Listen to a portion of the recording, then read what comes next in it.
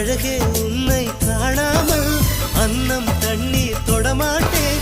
ஆகாயத்தின் மறுபக்கம் சென்றால் கூட விடமாட்டேன். உன்னை காணும் முன்னே கடவுள் வந்தாலும் கடவுளை தொழ மாட்டேன்.